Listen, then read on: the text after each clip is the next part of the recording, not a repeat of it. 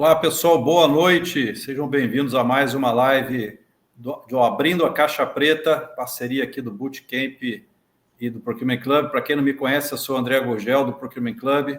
Estou aqui representando o time de compras nessa bate-papo muito bacana que a gente vai ter aqui entre compradores e vendedores. Senhores, Colete, Bando, por favor, se apresentem aí para a turma. Vou deixar o japonês primeiro, já que ele está no carro. Boa noite a todos, boa noite, galera.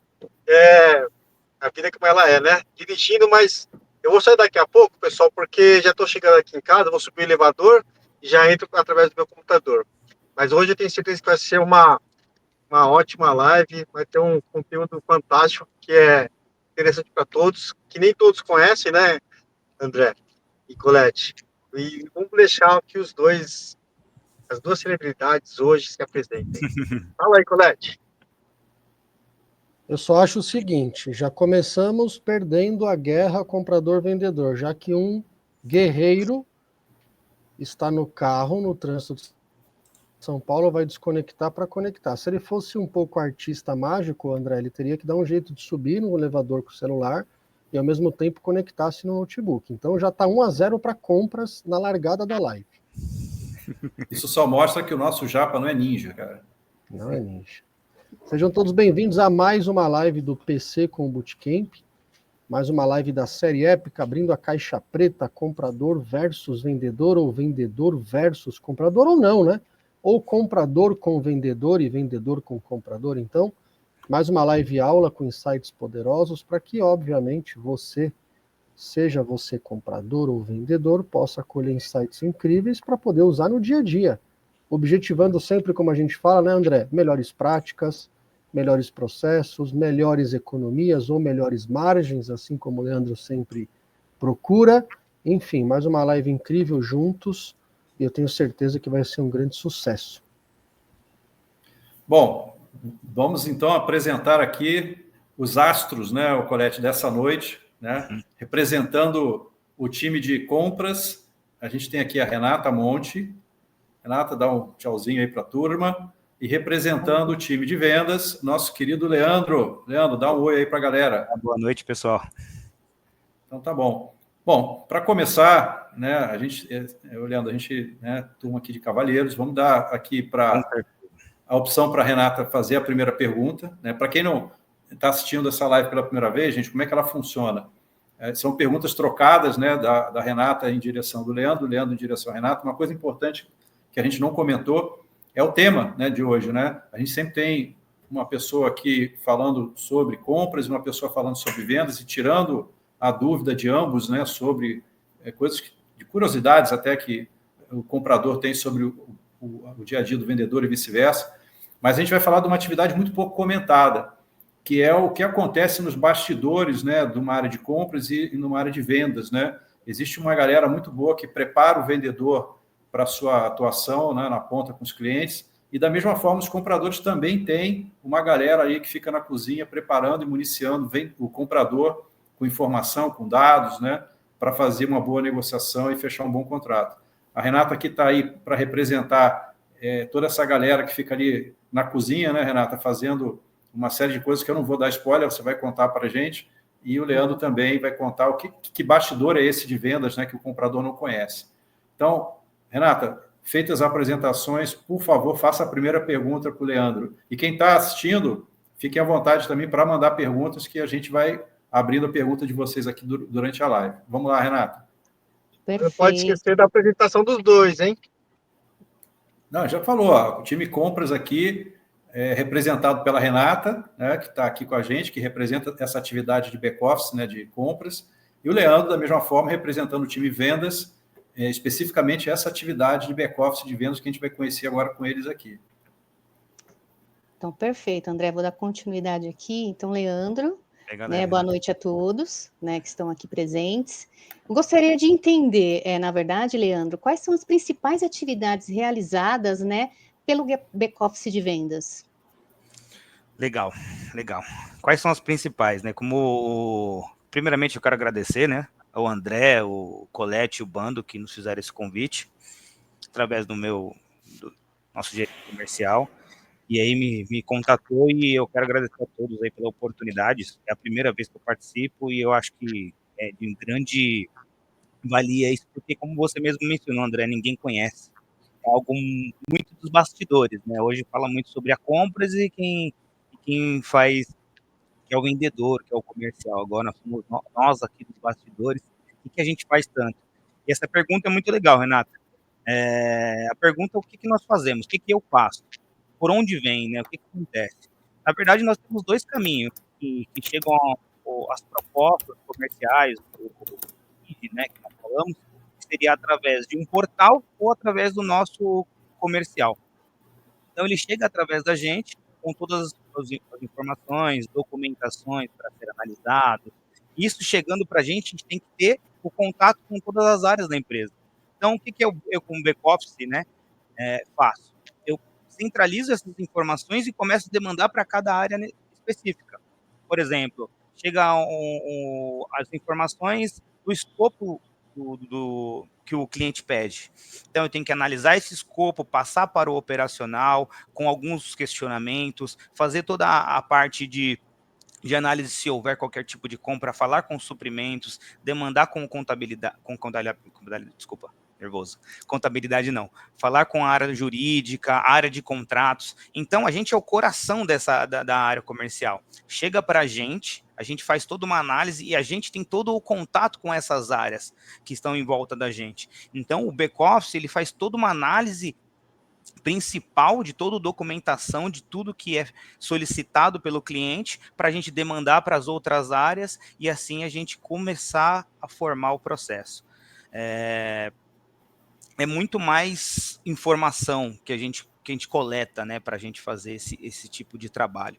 Então, para resumir exatamente o que o back-office faz, ele faz essa transmissão, essa conectividade com todas as áreas para que faça o processo girar num todo, que seria com todas as áreas como compras, operacional, jurídico, como eu acabei de falar. Eu acho que o back-office ele tem esse papel primordial, é fundamental hoje o papel do back-office dentro do comercial. Ele dá todo o suporte para o comercial, na verdade. Eu acho que se não ficou claro, vocês podem até perguntar, até deixar mais Ô, André, vou só pôr uma pimentinha aqui que eu já até coloquei no chat. Eu já sei o que você vai falar. Será que o Leandro tem todo esse tempo aí? Porque conversar com suprimentos, com o CFO, com o RH, com o chefe dele para ver quais são as margens. Comprador soltando o bid hoje para entregar a proposta daqui 2 dias, com tanta complexidade que tem no nosso setor de terceirização, eu quero ver onde ele vai arrumar esse tempo aí para conseguir capturar todas essas respostas, viu? Mas você sabe que o comprador também é vítima disso, sabia, Colete? Porque, como o Leandro falou, em algumas empresas, as áreas de vendas acionam compras, como o Leandro comentou, para buscar com fornecedores algum insumo para montar a proposta, porque algumas soluções também não se tem tudo dentro de casa. Você tem uma parte da solução terceirizada, né? Você às vezes um agregador, né? E aí o comprador se lasca, porque ele vai ter que fazer isso correndo para atender a área comercial, e o prazo que o colega dele da outra empresa deu vai acabar estourando na mão do próprio comprador da empresa fornecedora. Mas é verdade, isso é desafiador. Você juntar essa turma toda aí para montar uma proposta, dependendo da complexidade, é um desafio grande. Dependendo Você sabe, pode falar. Só dando um spoiler aí, talvez um dos grandes cases que eu tive como executivo, né, ainda como executivo, foi um projeto de grande complexidade e volumetria, financeiramente falando, lá no Vale do Paraíba, a segunda maior conta do Vale do Paraíba. E o que te fez, naquela ocasião, sairmos vencedores desse grande bid, foi exatamente o que você falou, Leandro. Óbvio que a gente teve tempo para poder trabalhar nas retaguardas essas informações, mas foi um trabalho a, 12 mãos.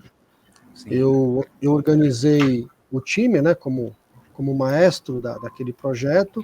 Então tinha um comercial, um diretor de operações, o CFO suportando os investimentos da companhia, porque era um projeto com 60 dias de faturamento fora o mês. A gente tinha suprimentos envolvido, porque tinha insumos, né, para compra de equipamento ou locação, que você sabe bem quando você precifica a diferença que dá em amortização se você compra ou loca. Cara, isso foi preponderante para que naquela ocasião saíssemos vencedores de um contrato de grande volumetria. Então, cara, é um insight poderoso esse que você colocou aí para a gente na live. Obrigado, Colete, pelo complemento aí. 1-1, né? A gente saiu perdendo com o atraso do bando. Então, se não desse um spoiler junto, pelo menos empatamos agora, né? Bom, Leandro. Pode falar, Gurgel. Não, por favor, termina.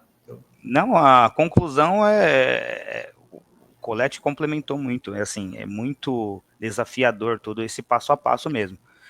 Atuar como back-office é você organizar tempo, você demandar para as áreas, para que as áreas tenham tempo hábil para conseguir devolver todas as informações, para que você possa mandar para o comercial, que o comercial também, o gerente comercial, ele fica ali em cima de você, e aí, como que tá as coisas, então você tem que ser muito organizado dentro das suas tarefas, quando chegar essas informações, que a gente consiga demandar isso para as áreas com tempo, ter a resposta, elaborar essa proposta e entregar em mãos para o vendedor, e falar com o cliente, e fazer toda a parte de negociação. Bom, Leandro, acho que agora chegou a hora de você fazer a sua pergunta para a Renata aí, e a gente seguir aqui. Vamos lá, cara. A minha é muito parecida com a sua. Então, hoje, quais são as principais atividades que o back-office, né, de compras, ele executa? Quais são as prioridades, o que ele tem de primordial assim, para fazer quando começa o levantamento de tudo isso? Perfeito, obrigada, Leandro. Também agradecer, né, aqui o Procurement Club, representado pelo André, e o Bootcamp aqui entre Alberto, né, e Marcelo, né, pelo convite. Também agradeço bastante. Quando a gente fala de back-office de compra, a gente está falando de inteligência de compras, né, que também é uma área suporte a compras, né, e quando essas atividades de inteligência, elas permeiam por alguns pilares, né, como, por exemplo, qualidade. Então, a gente tem que garantir, né, as conformidades ali das políticas, das instruções de trabalho, foco em processos, né? Então, a gente está sempre, a todo momento, olhando os processos para que a gente faça ali as atividades com menor esforço, com maior qualidade, né? Mitigando os riscos da área, né? Como um todo, e não só para compras, mas para suprimentos, para a área de suprimentos como em si. A gente olha ali para a gestão dos fornecedores, né, com a qualificação desse fornecedor, a homologação, reomologação, né, a gente acompanha ali toda a trajetória do fornecedor dentro da companhia, então essa questão da gestão dos fornecedores. A gente olha para os indicadores, né, aí que são um combo de indicadores, né, que permeiam ali de forma mais estratégica a visão do comprador, seja da gestão em si, né, para tomada de decisões mais assertivas. Dentro ainda da área de inteligência, né, a gente tem a área de back-office, que ali faz aquelas atividades repetitivas ou que não agregam valores para os compradores, e também a inovação, né, também está dentro desse grande combo que inteligência olha, que é trazer inovação, seja através dos processos, né, através de bench, né, de melhores práticas, como também sistemas, né, que auxiliem ali o dia a dia da área. Então, tudo isso, né, engloba ali a inteligência de compras, essa área suporte, em alguns momentos, né, a gente até comenta que é um fornecedor de compras. Tem uma eu acho que vale para a Renata. Não, então vai lá, Bando. Renata, a parte de desenvolvimento de novos fornecedores tem também a responsabilidade do time de back-office, ou é só o time de compras que faz a parte de desenvolvimento junto com a área técnica, a área usuária? Desenvolvimento normalmente fica com o comprador, né? A inteligência pode capturar esses novos fornecedores, né? Enfim, através de plataformas, enfim, né? Cada empresa aí, na verdade, aplica como faz essa captura, mas quem desenvolve, olhe para esse fornecedor e para o portfólio é compras, é realmente a área de compras. Agora, só complementando, Bando, de fato, a Renata tem razão, em geral, a grande maioria das empresas, quem tem esse chapéu é o próprio comprador, né, porque ele sabe onde que precisa de mais ou menos fornecedor, mas Se precisar de algum dado de um determinado fornecedor, alguma informação, em geral o back-office pode ajudar, né? Trazendo algum insight aí do fornecedor, se o cara tem algum problema, até financeiro, enfim, tem alguma restrição que possa inibir ele de participar de alguma concorrência, tá? Então, às vezes o back-office ajuda também nesse processo, tá? Mas em geral, sendo acionado pelo comprador. Seria o preenchimento da RFQ e RFI, não é isso, André? A RFI, cara, aí, primeiro assim, nem todo processo tem RFI, né? Deixar claro aqui, né? Em geral, só os mais complexos que têm essa demanda. Porém, vamos entender que hoje, cara, com a digitalização, muita informação, você não precisa mais de RFI para você obter do fornecedor. Sim. Já tem muita informação que as empresas conseguem coletar de outros dados, de outras fontes, perdão, que não necessariamente o fornecedor precisa declarar. Mas, ainda assim, existe, em casos bastante sensíveis e estratégicos, a prática de conhecer um pouco melhor o rol de fornecedores que você vai chamar, eventualmente até fazendo uma visita técnica antes, isso pode acontecer, para você fazer um pré-qualifying antes de você começar o bid, né? Isso aí eu sugiro que os fornecedores fiquem atentos, porque isso pode derrubar muita gente, ainda antes mesmo do processo de cotação. Tá? Entendi. Legal. Colete, Bando, podemos passar para a próxima ou vocês querem comentar alguma coisa? Estão muito quietinhos aí, cara. Estou de olho no placar. 1 a 1. Estou de olho no placar, eu acho. Então, bora lá. Agora, Renata, você agora, segunda pergunta para o nosso querido Leandro. Eu queria entender, Leandro, qual é o papel, né, da sua área de back-office e se ela apoia, na verdade, o comercial no fechamento de negócios. Ô, Leandro, sem respostas ocultas, hein? A gente sabe que tem um monte de comercial que não lê convenção coletiva, que não conhece nada do negócio, terceiriza a responsabilidade da formatação da proposta para o back-office. Muitas vezes, quando a proposta envolve mais de um estado, aí é que não conhece mesmo, e aí o negócio vem todo quadrado, né? Ou vem assim para você por e-mail, olha, segue a solicitação de cotação da empresa X, prazo de entrega, sei lá, hoje é dia 4, dia 9 de fevereiro. E aí, cara, o cara vira as costas e você que se vira. Eu sempre fui um defensor do back-office comercial. Por onde passei, sempre empoderei, sempre contratei gente muito qualificada, porque sei da responsabilidade, porque a proposta nasce ali. Então, é uma crítica que eu faço para boa parte de comerciais que não conhecem a formatação de preço. Exato. Tá? Então, só defendendo aí a importância de vocês no teu papel, principalmente. Leandro, eu posso incluir um ponto aqui na pergunta da Renata, né? Porque ela trouxe uma questão muito legal, que é durante a negociação, né? Como é que vocês apoiam os vendedores durante a negociação?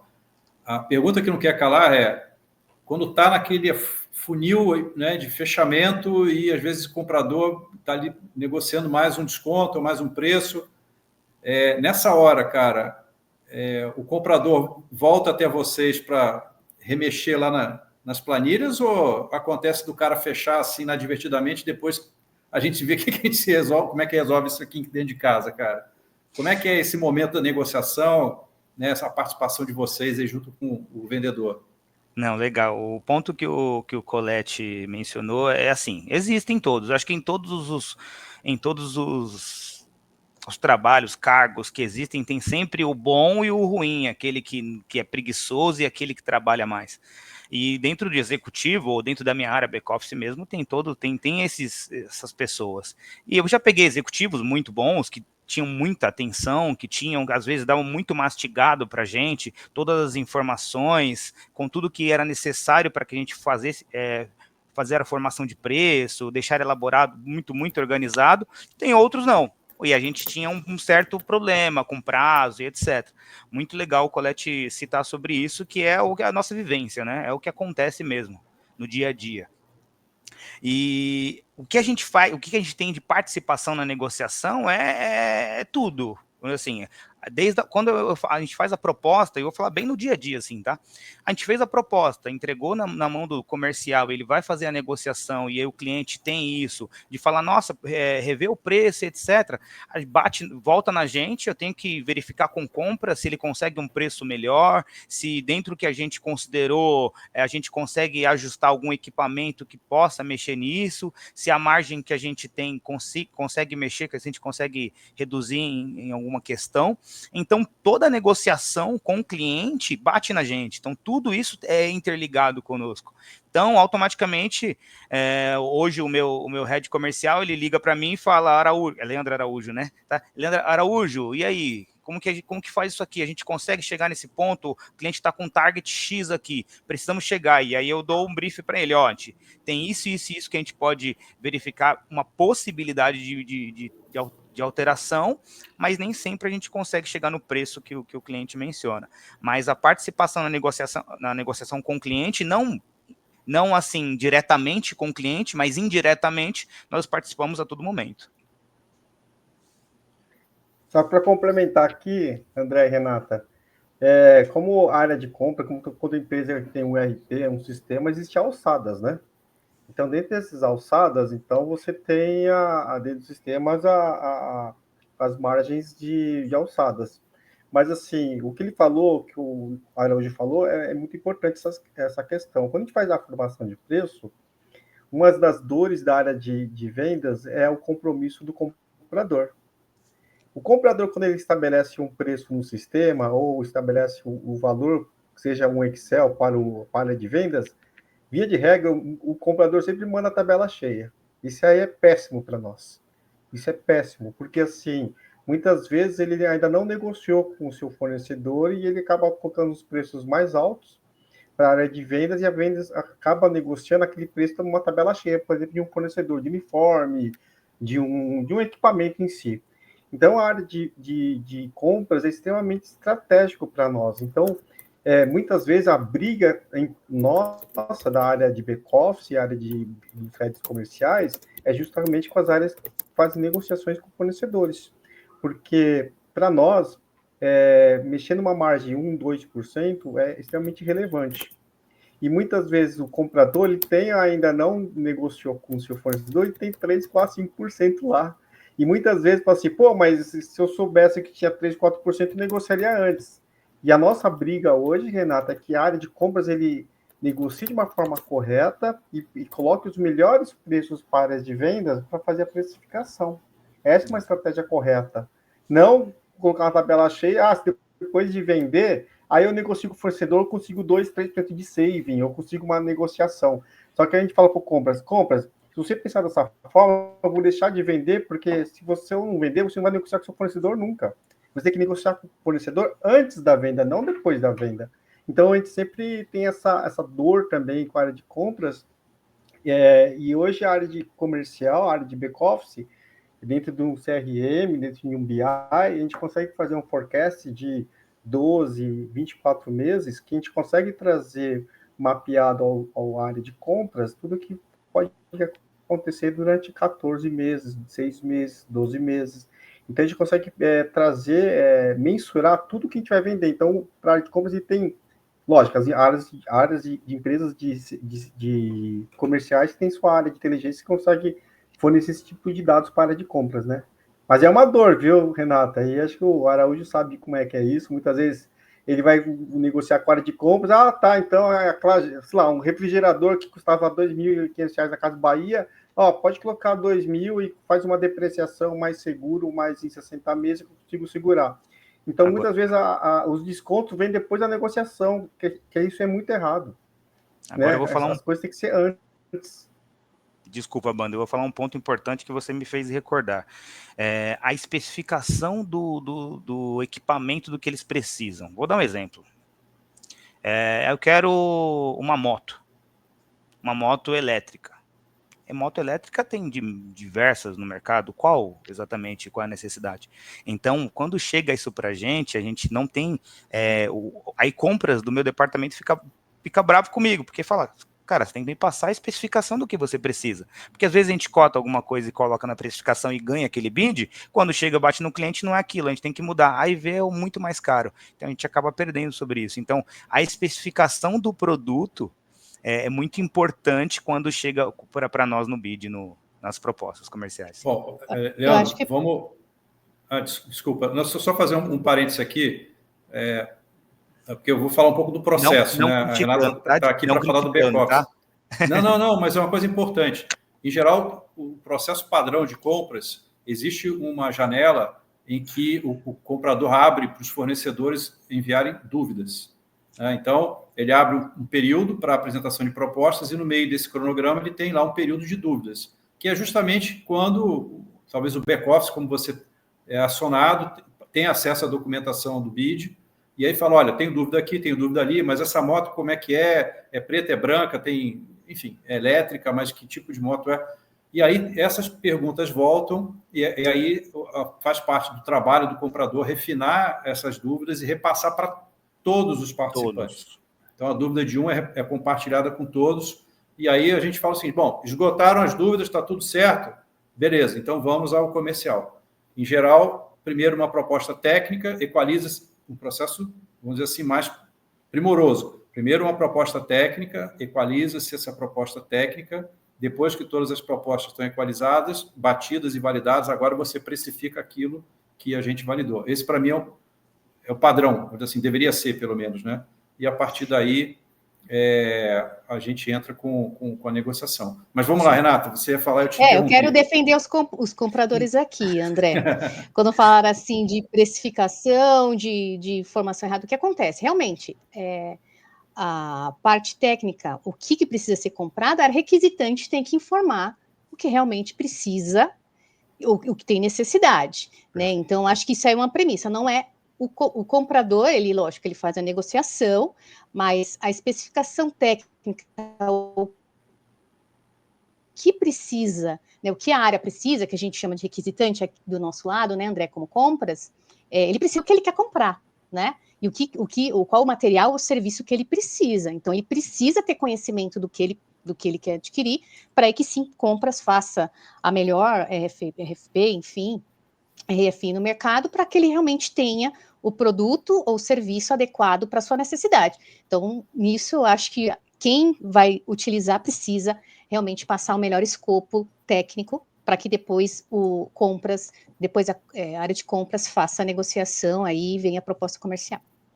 Não, era só para perguntar. Eu queria só fazer um combinado, gente. Tem um monte de pergunta que chegou aqui, mas eu acho que para a gente igualar aí cada um, acho que falta agora o Leandro fazer uma pergunta para a Renata e fica 2-2, vamos dizer assim, perguntas, respostas. E aí eu vou aqui na fila aqui de perguntas e começo a pensar um pouco da turma que está participando com a gente aqui da live. Pode ser? Perfeito. Bora! Então vamos lá, Leandro, faz a pergunta para a Renata, a gente equaliza, a conta aí, 2 para cada lado, e aí a gente entra nas perguntas da galera aqui, que tem um monte aqui de coisa. Renata, qual que é o maior impacto que vocês têm no desempenho do comprador? Qual que é o maior impacto que vocês têm junto com ele? Tá. Saving! O que o nosso trabalho impacta, né, ali diretamente no processo compradores, né?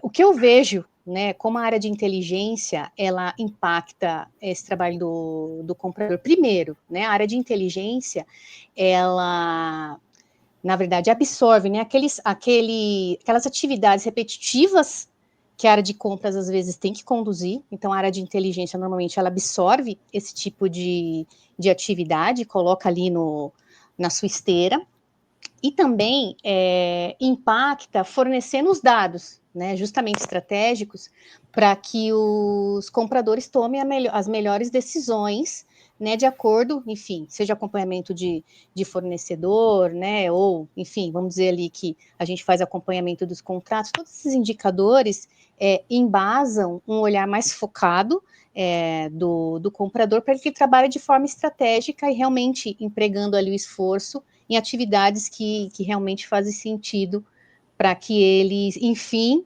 tragam aí as melhores negociações, maiores saves, enfim, tratem ali de forma mais estratégica o seu dia a dia para alcançar melhores resultados para a empresa. Quando eu vejo esse impacto da área, é justamente isso, tirar esforço desnecessário e prover dados para que ele tome decisões mais assertivas, enfim, para gerar maiores benefícios para a empresa. Deixa eu dar um exemplo aqui, que eu acho que dá uma tangibilizada, só rapidinho aqui, o Bando, já passo para você. Uma coisa que acontece com algumas empresas, né, talvez até com uma certa frequência, existe um fornecedor que já é fornecedor da casa e ele está encontrando vários problemas de performance, né, vários problemas de performance, né, e aí tem um bid novo, ele participa e ele ganha mais contratos e compras, às vezes não recebe a informação, tipo, poxa, você está contratando mais e mais um cara que continua trazendo problema para a gente. Não deveria ser assim. Esse tipo de feedback deveria voltar para compras de forma estruturada para que ele pudesse olhar e falar assim, cara, esse cara eu já conheço e está me trazendo muitos problemas. Não faz sentido eu premiar ele com mais contratos se ele não consegue atender aqui minimamente o básico, né? Mas parece óbvio o que eu estou falando, mas tem muita empresa que não tem essa conexão com o cara que está na ponta lá operando com o fornecedor e está lá compras contratando o cara, eventualmente até para outras áreas e escopos similares, tá? Então, assim, essa área de inteligência, ela olha para fora, mas olha para dentro também. Traz muita informação relevante de como que esses caras estão se comportando dentro de casa, sobre vários aspectos, inclusive de compliance, coisas dessa natureza. E aí trazem para compras isso de forma estruturada, para que ele tenha realmente muita informação sobre com quem eu estou lidando no momento da negociação. Acho que é só para complementar. Mas vamos lá, Bando. Aproveitar para perguntar para a Renata. Renata, a área de inteligência, lógico que a gente conhece, sabe que da área de suprimentos, né, a área de strategic sourcing, você tem a parte de compras diretas e indiretas, né? A parte de Sim. inteligência, ela foca mais na parte de indiretas ou independe? Qualquer tipo de apoio à área de compras, a área de inteligência apoia com o mesmo peso? Igualmente, a gente atua nas duas frentes. Bom, pessoal, posso arrastar algumas perguntas aqui da galera? Vamos. Bora. Não sei se a gente vai ter será que a gente vai ter resposta para tudo ou não? Vixe, Aí eu abro o placar. Então, bora lá. Renata, a primeira para você, para nós, para você não, para nós aqui, é do Marco Antônio Borges. Ele pergunta o seguinte: Renata, como você faz para conseguir equiparar as diversas propostas recebidas num grande bid para deixar os players na mesma página buscando trazer uma isonomia para o processo? Posso fazer um disclaimer aqui, Renata? A Renata, pessoal, ela atua no back-office, né? E, como ela já respondeu aqui, quem faz os bids é o comprador, né? Vamos dizer, o front office, vamos dizer assim, de compras, né? Então, ela não é a pessoa que faz esse papel. Em geral, quem faz isso é o comprador. Porém, toda informação dos CNPJs que estão participando dos bids ou que venham a participar dos bids, em geral, em especial os bids mais complexos, a área de back-office já faz um dever de casa prévio de oferecer para o comprador um monte de informação com dados relevantes, que sejam relevantes para a empresa que está tomando o serviço, e dali já ter um pré-qualifying, como eu comentei, e já ter uma certa equiparação antes mesmo de chegar no momento de apresentar uma proposta. Não sei se você quer agregar mais alguma coisa, Renata, fica à vontade aqui. Não, é justamente isso, né? Dependendo do tipo, o comprador solicita algumas informações, não conformidades, né? Como que está ali a empresa no mercado. Então, a gente provê justamente essas informações para que aí o comprador já tenha informações relevantes, né, para dar continuidade ao processo. Tem mais uma aqui, vamos lá. Mais uma para você, Renata. Dessa vez do Zé Roberto Santos. Renato, o que você considera como um bom vendedor/consultor? Quais características desse profissional você considera como diferencial?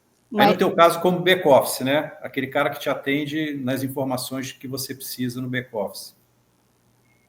Mas aí, na área de inteligência, que está falando o vendedor, acho que era mais para o Leandro essa pergunta aqui, né? Como bom vendedor.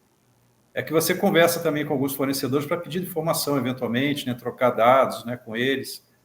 Vamos tirar a figura do comprador aqui, né, que você é mais o back-office. Né? Aquela famosa RFI entregue de qualquer jeito, faltando informação ou não preenchida adequadamente, sem cases de sucesso, que o cara vai lá dar um Ctrl+C, Ctrl+V daquela ficha cadastral e acha que a RFI é uma ficha cadastral.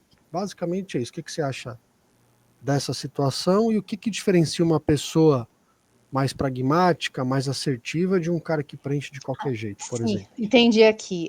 Quando, vamos dizer, né, estou, na verdade, utilizando, né, enfim, alguém me abordando com ter conhecimento do produto, né? Eu acho que quando a pessoa passa ali para você o conhecimento técnico, realmente ele vende te vende um produto, né? E dependendo, às vezes você nem tem uma necessidade, né, exatamente enfim, daquele produto ou serviço, mas a pessoa, né, é tão boa, é tão persuasiva, né? Eu acho que persuasão, conhecimento do que está vendendo, né?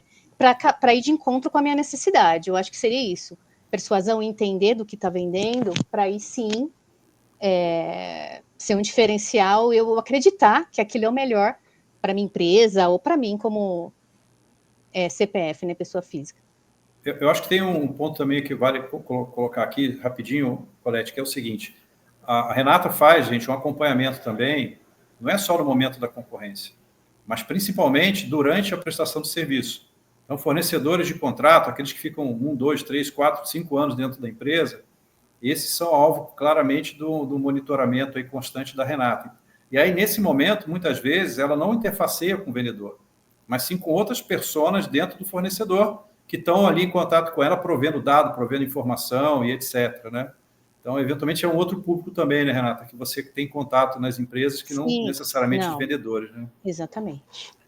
Vamos dizer que a minha interação muito mais com as áreas internas, relacionadas à atividade de inteligência, né, o jurídico, dependendo é a área de negócios, né, enfim, uma área de cadastros, né, enfim, são esses tipos de interações que a área de inteligência tem, não exatamente com vendas, né? Mas deixa eu te fazer uma pergunta, André, só para a gente envelopar esse assunto. Quando a gente fala de venda de produto, tenho aqui um iPhone 16, 200 e tantos gigas, nem sei usar isso aqui ainda que eu ganhei, as câmeras 0512 e sei lá eu o que mais, tal. Então a gente tangibiliza isso aqui, consegue segurar na mão, etc e tal. Quando a gente fala de serviços, muitas vezes, a gente não tem como pegar uma taça de água dessa, um mouse, um celular, etc, etc. Então a gente entrega um projeto consultivo num simples papel como esse aqui. E muitas vezes alguns milhões estão escritos aqui. X funcionários, X equipamentos, no final tem lá um valor hipotético de 3 milhões de reais por mês, num contrato de 36 meses, então de quase 100 milhões. Como é que você consegue tangibilizar, eu queria que você também falasse, Renata, na sua visão, como é que você tangibiliza isso? O papel não tem emoção, não tem persuasão, não tem sentimento. Como é que você traz a emoção? Como é que você traz toda essa questão de empoderamento, de assertividade, num simples papel de pão? Bom, eu vou começar a tua resposta. Primeiro, que equipamento, Colete, imagina uma Embraer. O cara vai fazer um contrato de um fornecedor de turbina para a linha nova de um determinado produto que a Embraer vai lançar. Isso é um casamento de longo prazo. O cara está fornecendo equipamento, não está fornecendo serviço. Mas posterior ao equipamento que ele está vendendo, e é um equipamento que vai junto ao produto que a Embraer vende para o cliente, tem toda uma questão de confiabilidade, manutenção, eles avaliam certamente o conjunto da obra, não é só o preço do equipamento, né? É um casamento de longo prazo em cima de um produto.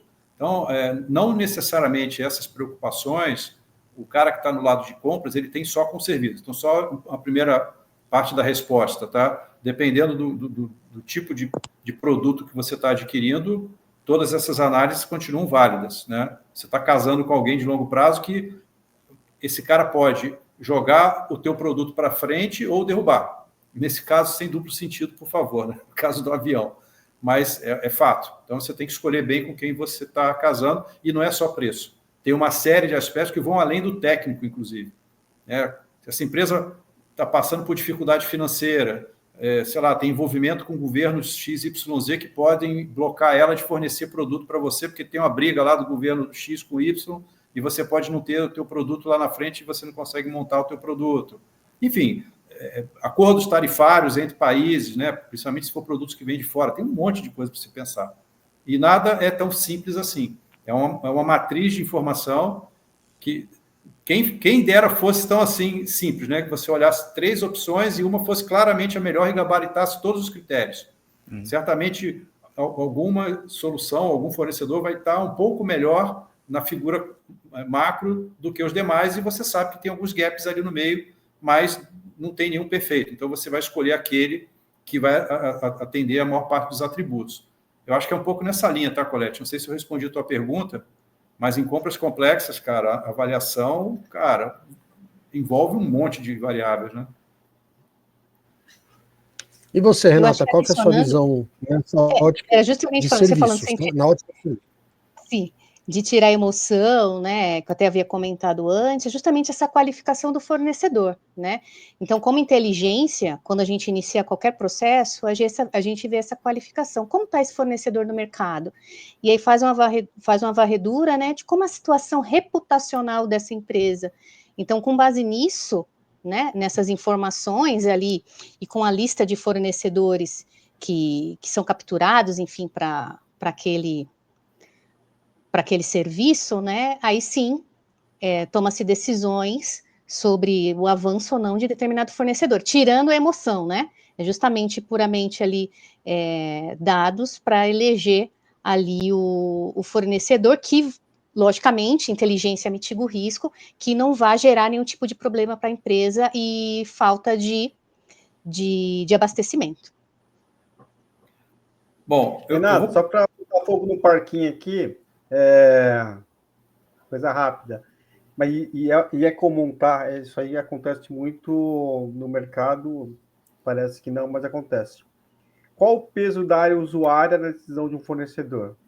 Porque a gente sabe que alguns, não na questão de desempate, mas em algum momento, não é a questão da carteirada, tá? Mas ela pode até se colocar assim uma carteirada. Qual é o peso da área usuária numa decisão de compras? Essa pergunta é mais para mim do que para a Renata, né? Porque a Renata é o back-office, só lembrando, né? Mas eu vou responder, eu vou te ajudar, mas ela Renata. fez análise também, né? Então, no final das contas, ela recomendou tal fornecedor, junto com a área de compras, e veio uma carteirada, veio a área usuária lá, e eu quero esse fornecedor aqui. Bom, eu acho que eu posso puxar aqui um ponto. O back-office Para de sacanear, cara. Para de sacanear a live. Isso aqui é uma live séria, pô. O Vando fica colocando perguntas capciosas. A gente combinou uma semana antes que as perguntas seriam perguntas abertas, não perguntas capciosas. Não, mas essa pergunta é boa, cara, mas é só para posicionar a Renata, né? Porque, coitada, ela vai ter dificuldade de responder algumas partes dessa pergunta do Bando. A área de back-office, pessoal, prepara a base, trabalha com a base de fornecedores qualificadas para que o comprador tenha conforto de essa base que está aqui, qualquer um que você queira escolher para fazer uma concorrência, está jóia. Eu já saneei, ela está jóia. E mais do que isso, você precisa de dado, precisa de informação, eu tenho. Eu vou te entregar aqui. Que dados são esses? Cada empresa tem a sua cesta de informações, tá bom? Depois que o fornecedor entra, acabou o bid, ele já entrou, está fornecendo, está atendendo. Entra a Renata de novo para monitorar aquele cara, porque ele estava bom quando foi feita a negociação, mas sabe-se lá se 1 ano depois ele continua bom? 2 anos depois ele continua bom? No setor de muitos que estão aqui, empresas que estavam boas há 1 ano atrás quebraram no meio do caminho. O Brasil, infelizmente, tem essas coisas. Então, alguém tem que monitorar, porque a pior coisa para um tomador de serviço é ver um fornecedor quebrar e ficar uma bucha depois no teu colo, nem que seja trabalhista. Então, tudo isso tem que ser monitorado. A Renata faz isso.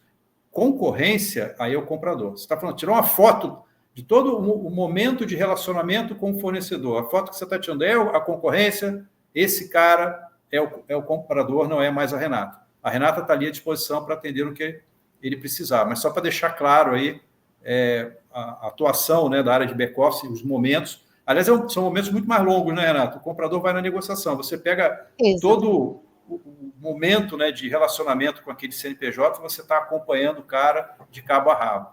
Então, Exatamente. Só fiz esse disclaimer. A gente provê essas informações, aí, enfim, dependendo de cada negociação, os compradores nos acionam para diversos tipos de informação, a gente passa, na verdade, as informações pertinentes, e aí o processo segue, aí a inteligência não atua, né? Justamente isso, o fornecedor entrou, aí nós, como inteligência, temos que mitigar o risco, né, e identificar se esse problema está apresentando durante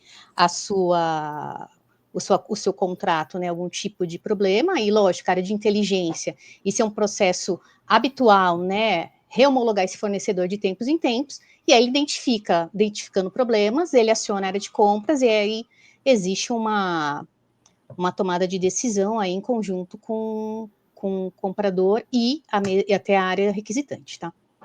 E só 2 pontos importantes que você colocou aqui, o pessoal fica curioso. Primeiro, o reputacional e a carteirada. São 2 coisas que surgiram aqui. A tal da carteirada, cara, eu acho que o cara que dá uma carteirada, ele é muito corajoso, porque se der algum problema com aquele cara, com aquele fornecedor, imagina o seguinte, a área da Renata de back-office não recomendou.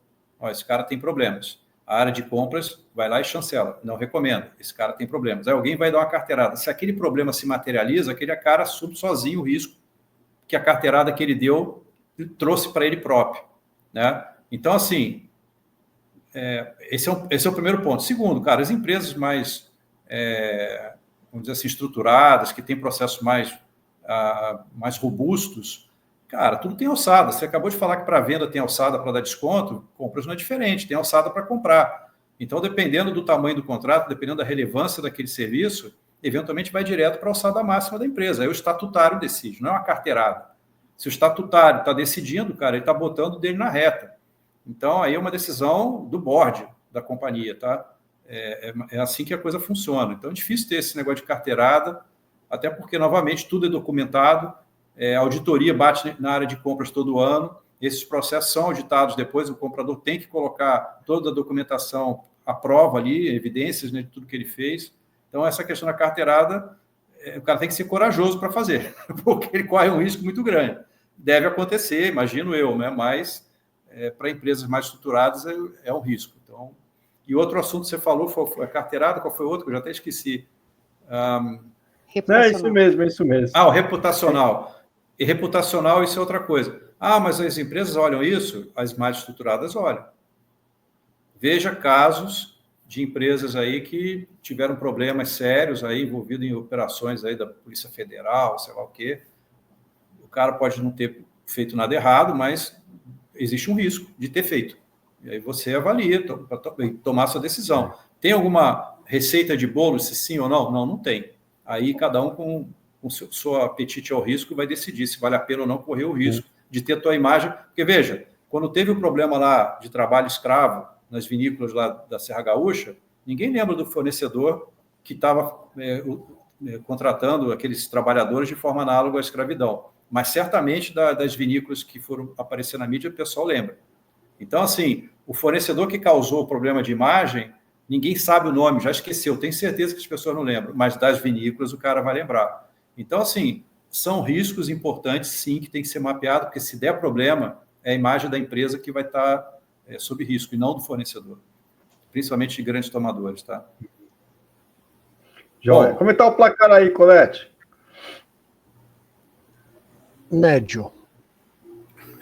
Tem alguma pergunta? Faz uma pergunta para o Leandro, para o Araújo. Eu vou fazer uma pergunta para o Leandro, então. Depois a Renata aperta um pouco mais ele, porque ele está muito acomodado aí. Eu não estou gostando de back-office desse jeito, não. Leandro, a gente sabe dessa complexidade do nosso projeto, né? Terceirização especificamente. São diversas variáveis, né, cara?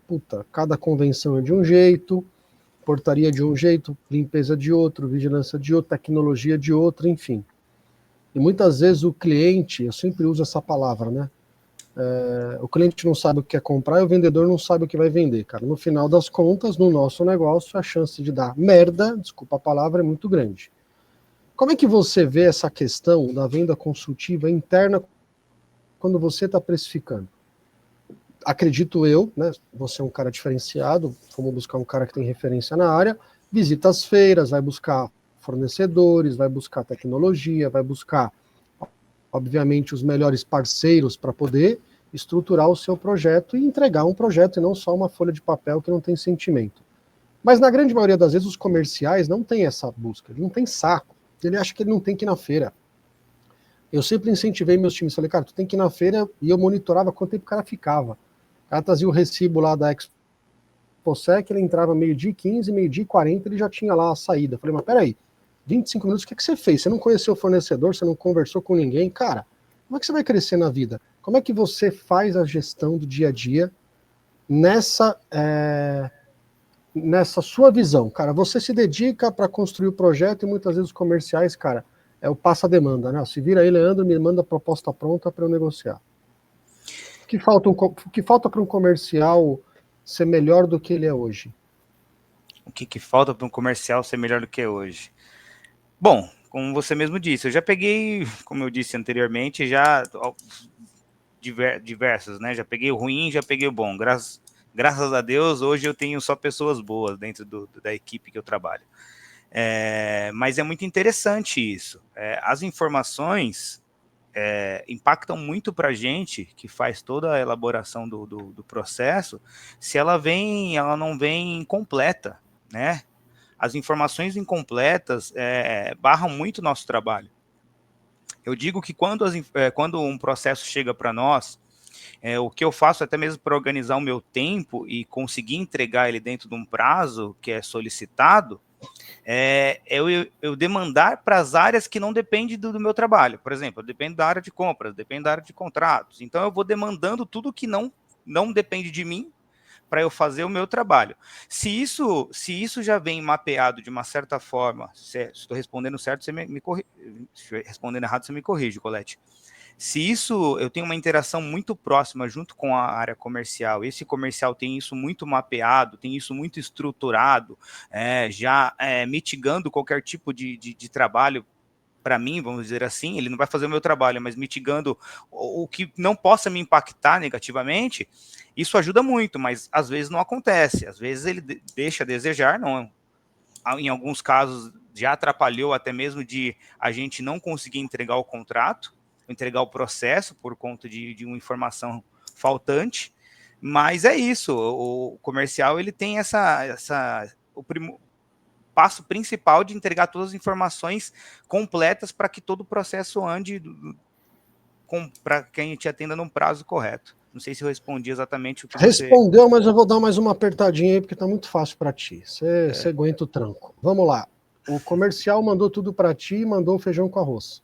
Certo. E as propostas que têm questões diferentes, que você vai lá, você busca tecnologia, porque vem o feijão com arroz, porque às vezes, muitas vezes, o cliente pede o feijão com arroz, bem feito. Mas dá para fazer aquele projeto diferente, por aquela solução, por uma autolavadora, enfim. O cara pede a autolavadora que empurra, você põe a tripulada, o cara não pede totem de autoatendimento, você vai lá e fala, cara, em vez de 3 recepcionistas, vou pôr um totem de autoatendimento, vou tirar 3 recepcionistas, vou pôr uma governanta, enfim. Aqueles projetos mais tailor-made, que faz você sair no shortlist e ficar lá, nem sempre o mais barato, mas vai chamar a atenção do comprador. Puta, o cara entregou projeto. Como é que você lida? Você administra dessa forma ou você entrega? O cara tá me pedindo 5 recepcionistas, toma aí, ô comercial, toma 5 recepcionistas aí. Se vira com essa porra. Como é que você lida com isso? Não, é toda uma análise, né? Uma análise do que realmente o cliente quer. Então tem nossa parte de back-office, é essa parte criteriosa, né? Mas tu vende o que o cliente quer ou tu vende o que é projeto para poder encantar o cliente e falar, cara, tu quer essa porra aqui, mas tem esse negócio que é muito mais legal. Não, porque às vezes o cliente não sabe o que ele quer, ele tá comprando alguma coisa que passaram para ele. Não, exatamente. Mas, Colete, isso aí é papel do vendedor, né, do back-office, né? Não, calma aí, meu. Se ele for diferente, ele consegue construir um projeto, porque o vendedor não sabe construir projeto. Ele é bom e o cara é diferente. Falaram que o cara é bom, deixa eu ver se ele é bom mesmo. Eu acho que o processo, o intuito de a gente participar de qualquer tipo de processo é a gente ganhar isso. Eu não vou participar por participar, né? Se chegou um processo nas nossas mãos que ele não está claro ou que a gente possa conseguir... Não começa a sabonetar essa porra não, vamos lá. Não. Trabalha com um cara que é diferente, trabalhou comigo a vida inteira. O processo para tu ganhar, você ganha por menor preço ou você ganha por projeto? Você vende preço? Não. Vem do projeto. Não, então tu faz projeto, pô. Certo. Caralho, já que tu faz projeto, então o projeto não vem do vendedor, porque, cara, vem lá o projetinho simples. Como é que tu faz projeto diferenciado? Tu é o melhor back-office do Brasil. Vamos lá, como é que tu faz projeto diferenciado? Você vai receber uma demanda? É a proatividade. A proatividade é o que manda. É a proatividade que manda. Eu não dependo da informação dele, eu tenho que correr atrás da informação dele para poder ajudar ele. Então, galera, tá aqui o insight do cara. Sai levantar a bunda da cadeira e ir para feira, se relacionar com fornecedores, entender as boas práticas, olhar o que tem fora do país, olhar benchmark. Pô, se aquele cara implementou um projeto diferente, vai lá visitar o projeto. Cara, porra, tá aí. Por que a galera não faz isso? E todo mundo fica brigando por preço nesse mercado comoditizado que a gente vive. O comprador tá ávido aqui esperando soluções. Ela quer solução, o André quer solução. Mas por que todo mundo vende o mais do mesmo? E se é que vende, se não vende o mais do mesmo, vende o mesmo do mais. Não, e tem o só. Vocês agora. Não, só colocando mais uma pimenta. O Colete agora apertou, hein? Não, mas colocando mais uma pimenta, às vezes o comprador recebe o escopo da área técnica e ele também não desafia propriamente a área técnica, até porque ele talvez tenha um conhecimento menos profundo sobre o tema. E aí, quando o fornecedor provoca o comprador, fala, olha, mas você sabia que eu posso fazer a mesma coisa desse jeito, daquele outro? Aí o cara fica, pô, legal isso, hein? Gostei desse negócio. Aí o comprador tem uma informação boa para provocar a área técnica. Pô, mas você está pedindo isso? Mas você sabia que o mercado tem isso, tem aquilo outro também? Será que já não é o momento de aproveitar a concorrência, explorar essas opções? Mas se o fornecedor não provocar também, muitas vezes o comprador não vai poder provocar o próprio gestor técnico em relação a essas alternativas, até por desconhecimento, né? Bom, Colete, deixa eu fazer uma... A gente está chegando já a 1 hora de live, cara, já daqui a pouco está encerrando, tem um monte de pergunta aqui, mas eu queria puxar uma, pelo menos aqui para nesse finalmente a gente discutir, porque é um negócio muito legal que o nosso amigo, vou até mostrar aqui, ó, Zé Roberto trouxe. Essa pergunta é para o Leandro, mas ele fez uma muito parecida também para a Renata, tá? Que envolve a aplicação de tecnologia, nesse caso aqui da inteligência artificial, nos processos aí de back-office, de montagem de proposta e também de análise de fornecedores, né? Eu queria ouvir de vocês dois aqui, o que vocês estão vendo, né? Se vocês já estão percebendo algum movimento nesse sentido aí, para poder usar esse tipo de tecnologia no dia a dia de vocês de back-office. Ou não, por enquanto é muito incipiente. Eu quero ouvir de vocês. Leandro, mais uma pergunta de prova aí. Eu vou deixar para a Renata, como eu sou cavaleiro, mas se ela quiser que eu... Agora você quer, né? Se você quiser, eu posso responder primeiramente. Pode responder, Leandro. Hoje a ferramenta, o IA, ele ajuda, sim, para algumas análises, assim. Eu vou dizer que eu sou ainda um pouco Caxias ainda. Eu acho que a ferramenta é muito usual, mas ainda, além de eu poder, vou dar um exemplo, analisar um contrato. Chega um contrato para nós analisarmos os pontos lá, sei lá, quais as principais cláusulas que ele menciona, os SLAs que ele menciona. Então, a gente coloca para ele trazer essa informação para a gente, por exemplo, um chat GPT da vida, e a gente utiliza para ele trazer essa informação para a gente, mas eu ainda, por fazer por segurança, eu ainda no velho e boa leitura, eu faço ainda. Então, no sentido, para margem não, é o que ele colocou aqui, adota o IA para prever os próximos passos de compras direcionadas a ações para os momentos certos e com margem adequada. Acho que margem ainda não chegou para essa análise ainda, mas para qualquer análise de documentação, eu utilizo no dia a dia.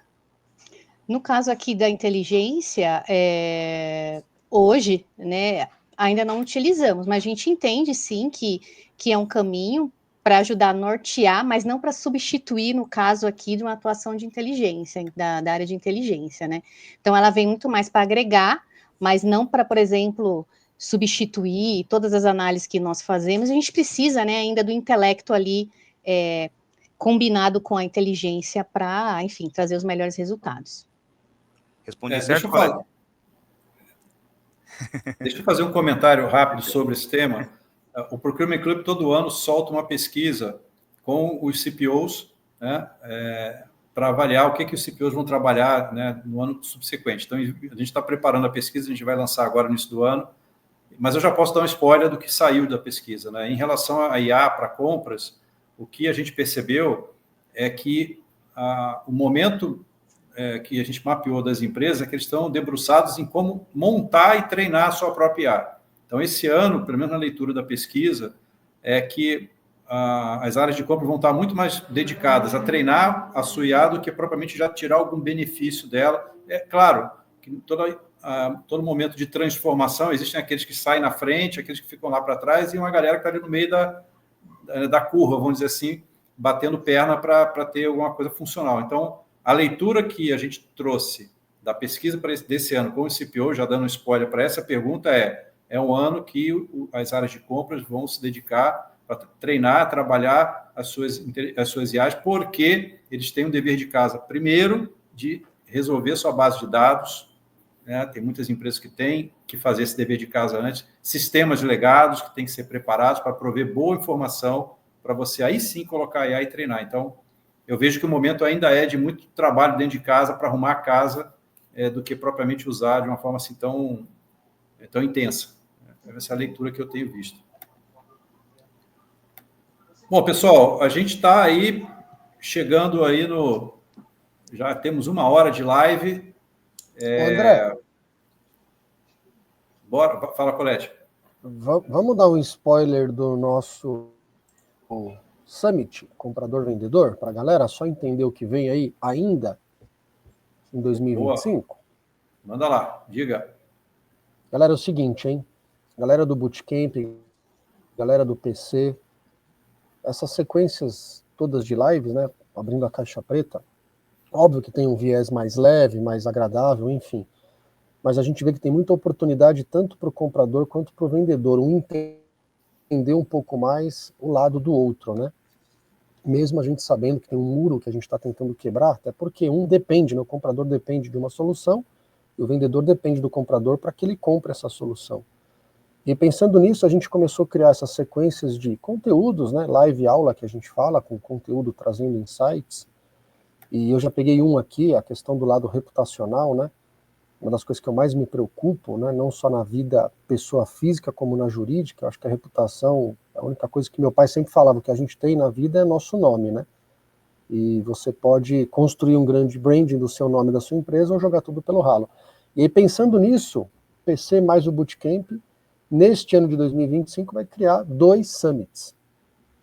Então, a gente vai fazer um evento, provavelmente de um dia, onde teremos um dia todo de conteúdo comprador-vendedor. Então, diversos painéis, palestras de compradores, palestras de vendedores e painéis conectados com compradores e vendedores com moderação, enfim.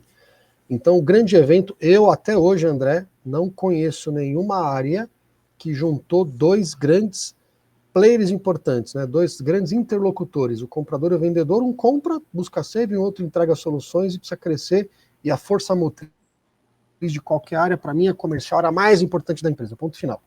Depois vem as outras áreas, porque se não tiver vendas, não existe quase que nada dentro de uma empresa. Então, vai pegar fogo esse Summit, então era só para a gente dar um spoiler, aguardem, já temos data.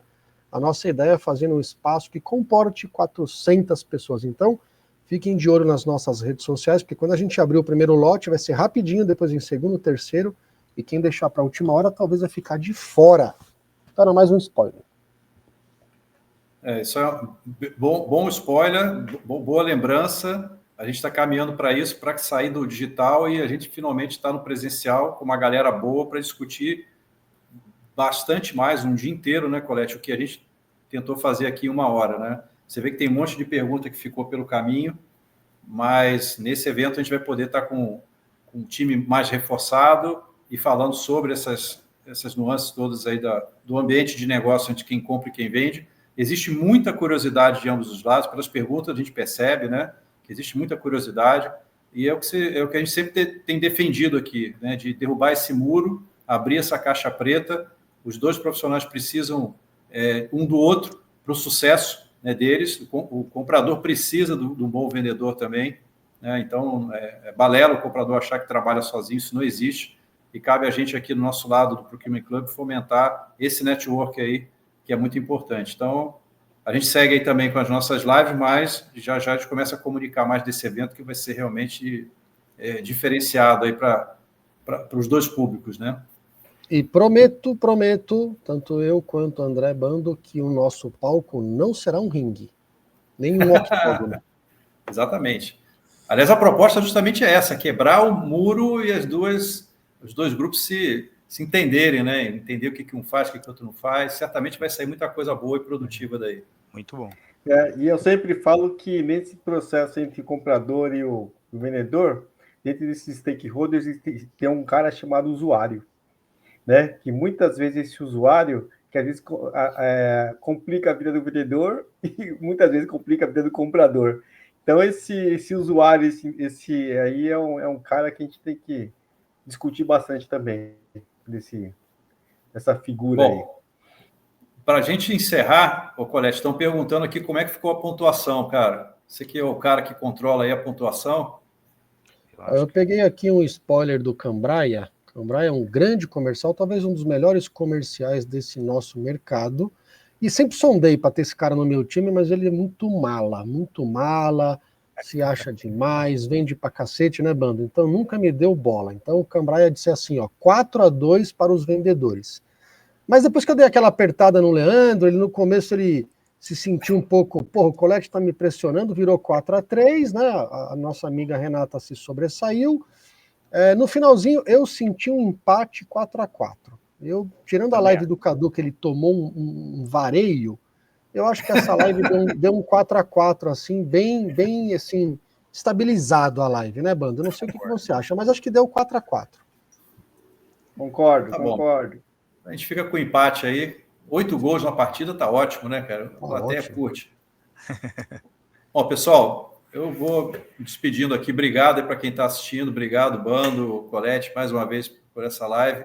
Renata, obrigado pela disponibilidade, por estar aqui com a gente. Leandro, prazer te conhecer. Obrigado também. Prazer tudo meu. Obrigada, gente. Foi um prazer, gente. Foi um prazer. Obrigado mais uma vez. É uma experiência assim fantástica, de verdade. Falar com grandes profissionais assim e aprender. Né? Isso só mostra que a gente tem que evoluir a cada dia. E obrigado mais uma vez.